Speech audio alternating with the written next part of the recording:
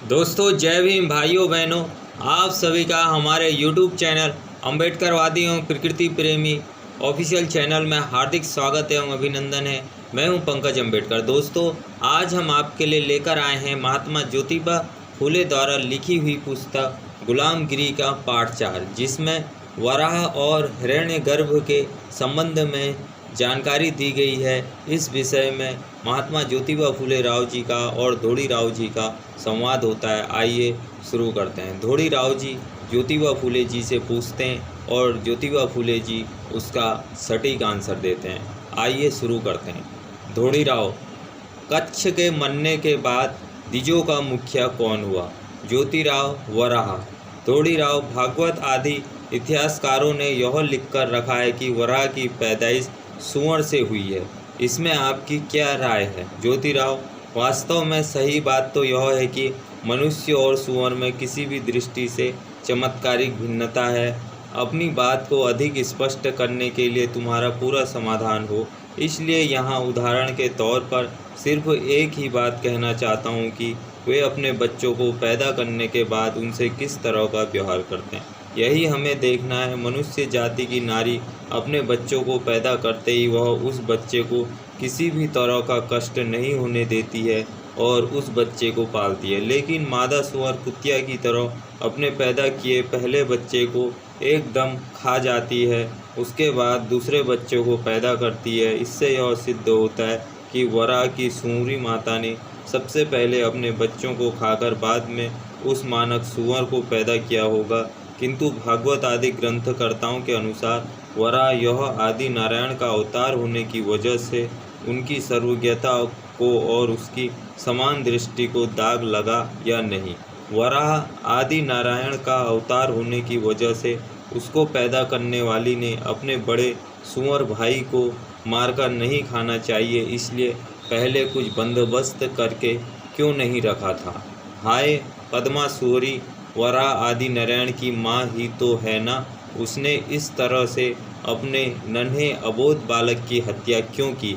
अब बाल हत्या शब्द का अर्थ बच्चों को जान से मारना ही होता है, फिर वह बच्चा किसी का भी क्यों ना हो। किंतु इसने अपने पैदा किए हुए अबोध बच्चे की हत्या करके उनको खा लिया। इस तरह के अन्याय का अच्छा अर्थबोध हो, ऐसा शब्द किसी शब्दकोश में खोजने से भी नहीं मिलेगा। यदि इसको डाकनी कहा जाए तो डाकनी भी अपने बच्चों को नहीं खाती है। यह एक पुरानी कहावत है। फिर उस वराह की पद्मा माता ने इस तरह का अघोरी कर्म करने की वजह से उसको नरक की यातनाएं भोगनी थी, जिससे उसे मुक्ति मिले। उसने पाप मुक्ति का कर्म किया हो, इसका कहीं कोई जिक्र भी नहीं मिलता है। इसका हमें बड़ा अफसोस होता है।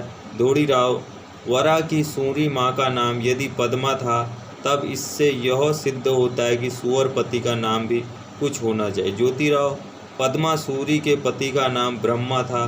धोड़ी राव, इससे यही समझ में आ रहा है कि प्राचीन काल में जानवर मनुष्यों की तरह आपस में एक दूसरे को ब्रह्मा, नारद और मनु इस तरह के नाम देते थे।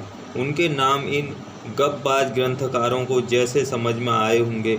दूसरी बात यह कि पद्मासुरी ने वराह को उसके बचपन में अपने स्तन से दूध पिलाया होगा, इसमें कोई संदेह नहीं है। किंतु बाद में कुछ बड़ा होते ही अपने ब्रह्मा नाम के पति को साथ में लेकर वराह के साथ गांव के खंडरों में बहुत कोमल चारा चरने की उसे आदत लगी होगी और सारा माल पानी खा पीकर तैयार हुई होगी। यह तो वही आदि नारायण ही जाने।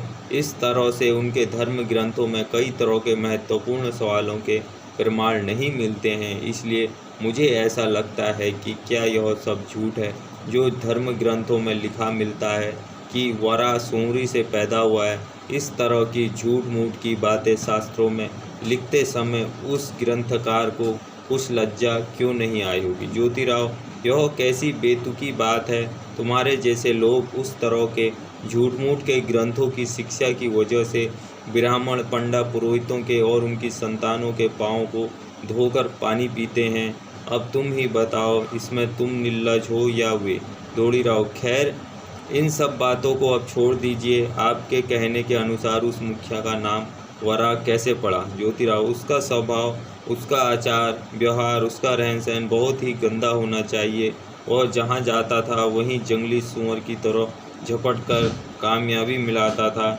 इसी की वजह से महाप्रतापी जो हिरण्यगर्भ और हिरण्यकश्यप नाम के दो क्षत्रिय थे, उन्होंने उसका नाम अपनी निषेध की भावना व्यक्त करने के लिए सूअर अतः वरा रखा। इसलिए वह और भी बौखला गया होगा। उसने अपने मन में उनके प्रति प्रतिशोध की भावना रखते हुए उनके प्रदेशों पर बार बार हमला करके वहाँ के सभी क्षेत्रवासियों को तकलीफ दी और अंत में उन्होंने युद्ध में हिरण्यगर्भ को मारा।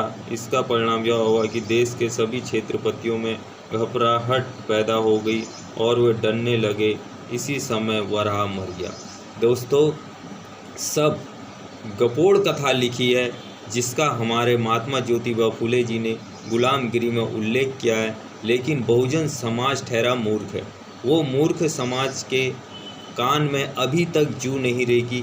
आज भी हिंदू धर्म को ढो रहा है जो उसके ही खिलाफ पूरी तरीके से है और उसी के महापुरुषों को मारकर, उन्हीं के राजाओं को मारकर जिसकी स्थापना की गई है। दोस्तों, वीडियो को ज़्यादा से ज़्यादा शेयर करें, हमारे चैनल को लाइक करें, सब्सक्राइब करें, जिसके लिए हम आपके लिए रोज़ नई नई जानकारियाँ लेकर आते रहें। जय भीम, जय भारत, नमो बुद्धाय।